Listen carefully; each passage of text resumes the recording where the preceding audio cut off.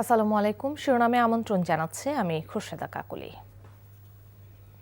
বৈষম্য বিরোধী ছাত্র আন্দোলনকে ঘিরে জুলাই আগস্ট গণহত্যার ঘটনায় মানবতা বিরোধী অপরাধের মামলায় শেখ হাসিনা সহ ৩ জনের বিরুদ্ধে আন্তর্জাতিক অপরাধ ট্রাইব্যুনালে আনুষ্ঠানিক অভিযোগ দাখিল হবে আজ। এর মাধ্যমে শেখ হাসিনার বিরুদ্ধে ট্রাইব্যুনালে বিচার প্রক্রিয়া শুরু হতে যাচ্ছে। আনুষ্ঠানিক অভিযোগ দাখিলের এই প্রক্রিয়া ট্রাইব্যুনালের অনুমতির সাপেক্ষে বাংলাদেশ টেলিভিশনে সরাসরি সম্প্রচার করা হবে। হাসিনার পাশাপাশি অন্য অভিযুক্তরা হলেন সাবেক স্বরাষ্ট্রমন্ত্রী আসাদুজ্জামান খান কামাল ও পুলিশের সাবেক মহাপরিদর্শক চৌধুরী আব্দুল্লাহ আল মামুন।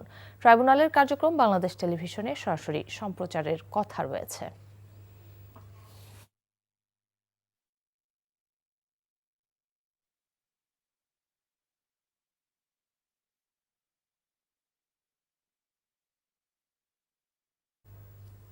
হাসিনা ও তার 2 সহযোগীর বিরুদ্ধে অভিযোগ দাখিলের আরও খবর জানাতে আন্তর্জাতিক অপরাধ ট্রাইব্যুনালে আছেন আমাদের 2 সহকর্মী হাসান জাবেদ ও নিয়ামুল আজিজ সাদেক।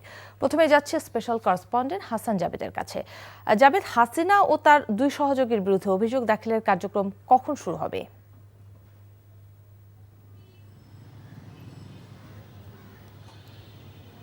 কাকলি, আজকে জানেন যে জুলাই আগস্ট যে নির্বিচারে যে হত্যাযজ্ঞ হয়েছিল, সেই হত্যাযজ্ঞের সুপিরিয়র কমান্ড রেসপন্সিবিলিটি হিসাবে সাবেক প্রধানমন্ত্রী শেখ হাসিনা, সাবেক স্বরাষ্ট্রমন্ত্রী আসাদুজ্জামান খান কামাল এবং পুলিশের যে আইজিপি ছিলেন চৌধুরী আব্দুল্লাহ আল মামুন, এই 3 জনের বিরুদ্ধে আজকে আনুষ্ঠানিক অভিযোগপত্র ট্রাইব্যুনালে দাখিল করতে যাচ্ছে প্রসিকিউশন। আমরা কিছুক্ষণ আগে যে জিনিসটা জানতে পেরেছি প্রসিকিউশনের পক্ষ থেকে, তারা বলেছে যে আজকে ট্রাইব্যুনাল বিচার কাজ শুরু হবে বেলা 12টায়, অর্থাৎ 12টার সময়ই তারা কিন্তু এই চূড়ান্ত যে তদন্ত প্রতিবেদনটা, ফর্মাল চার্জটা, সেটা তারা দাখিল করবে। এবং এই ফর্মাল চার্জে আমরা যতটুকু জানতে পেরেছি, এর আগেই চিফ প্রসিকিউটর তাজুল ইসলাম জানিয়েছিলেন গত 12ই মে যখন তদন্ত সংস্থা তাদের কাছে এই তদন্ত প্রতিবেদন জমা দেয়, তখনই বলেছিল যে মোট 5টি অভিযোগ আনা হয়েছে শেখ হাসিনা সহ এই 3 জনের বিরুদ্ধে।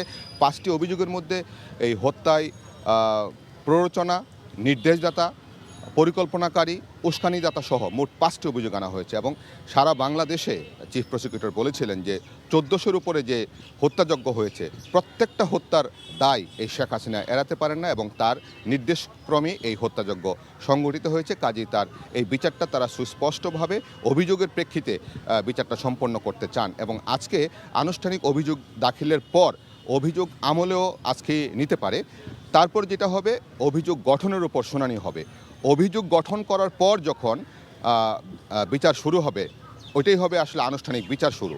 আজকে যেটা হবে বিচারিক আনুষ্ঠানিক প্রক্রিয়া, দুটি বিষয়, একটা হচ্ছে আনুষ্ঠানিক প্রক্রিয়া, আনুষ্ঠানিক বিচার শুরু। আনুষ্ঠানিক বিচার শুরু হবে যখন অভিযোগ গঠন হবে। তো এই হচ্ছে আজকে। এখন দেখা যাক তারা কোন অভিযোগগুলো কী স্পষ্ট আমরা হয়তো আজকে জানতে পারবো। তো এই হচ্ছে আজকে। এখনও কিন্তু কোর্ট বসেনি, আর ট্রাইব্যুনাল 12টায় বসবে। জাবেদ, আপনাকে ধন্যবাদ। আপনি আমাদের সঙ্গে থাকুন। দর্শক, এবার যাচ্ছে সিনিয়র করেসপন্ডেন্ট নিয়ামুল আজিজ সাদেকের কাছে।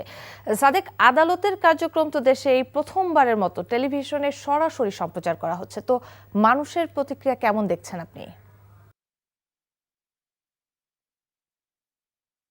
যে যে কার্যক্রমটি শুরু হওয়ার কথা রয়েছে সেটি আজকে বাংলাদেশ টেলিভিশন সহ অন্যান্য ফিডের মাধ্যমে কিন্তু সরাসরি সম্প্রচার করা হবে। আমরা জানি যে শেখ হাসিনার বিরুদ্ধে সুপিরিয়র রেসপন্সিবিলিটি কমান্ড তার নির্দেশে যে হত্যাকাণ্ডগুলো ঘটেছে, তার পরবর্তী যে আসাদুজ্জামান খান কামাল সাবেক স্বরাষ্ট্রমন্ত্রী এবং পুলিশের যে মহাপরিদর্শক, তার যে কাজ, সেই কারণে এই 3 জনকে আসামি করা হয়েছে। এর বাইরে আপনাকে জানিয়ে রাখি, শেখ হাসিনার বিরুদ্ধে কিন্তু শুধু ঢাকায় 576টি মামলা হয়েছে। এর ভিতরে এই ট্রাইব্যুনালে কিন্তু 18টি মামলা এখন তদন্ত প্রক্রিয়া প্রায় শেষের পর্যায়ে এবং কয়েকটি মামলায় কিন্তু তদন্তের রিপোর্ট দেওয়া হয়েছে।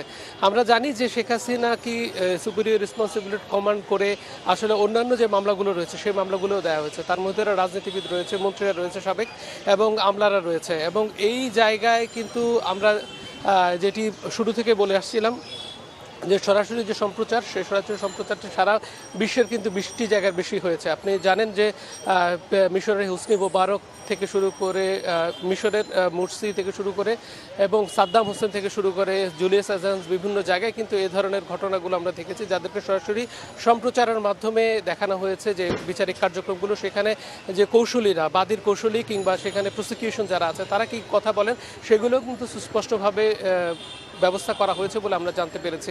বাংলাদেশেও কিন্তু এই ধরনের একটি ঘটনা কিন্তু বিরল, এর আগে কিন্তু এই ধরনের ঘটনা ঘটেনি এবং প্রসিকিউশনের পক্ষ থেকে যে চিফ প্রসিকিউটর তিনি বারবারই বলছেন যে বাদীর যেন সব ধরনের সুরক্ষা নিশ্চিত হয়, যারা আসামি রয়েছে তাদের সব ধরনের সুরক্ষা নিশ্চিত হয়। সেক্ষেত্রে আসামি পক্ষ থেকে যে কোনো কৌশলী কিংবা যে কোনো আইনজীবী যে কোনো দেশ থেকে তারা নিয়োগ দিতে পারবেন।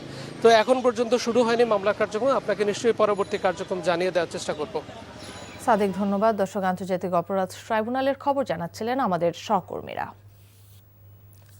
রাজনৈতিক দল হিসেবে জামায়াতে ইসলামীর বাতিল হওয়া নিবন্ধন ও প্রতীক ফিরে পেতে আপিলের রায় আজ সকালে প্রধান বিচারপতি ডক্টর সৈয়দ রেফাত আহমেদের নেতৃত্বে 4 বিচারপতির আপিল বেঞ্চ এ রায় ঘোষণা করবেন। রায় ঘোষণার জন্য জামায়াতের আপিল মামলাটি কার্যতালিকার শীর্ষে রাখা হয়েছে। এর আগে গত 14 মে রাজনৈতিক দল হিসেবে জামায়াতে ইসলামের বাতিল হওয়া নিবন্ধন ও প্রতীক ফিরে পেতে আপিলের শুনানি শেষ হয়। এ বিষয়ে রায় ঘোষণার জন্য 1 জুন দিন ধার্য করা হয়। শিরোনাম এটুকুই। এই খবরের ভিডিও সহ আপডেট জানতে ভিজিট করুন এনটিভি অনলাইন www.ntvpd.com।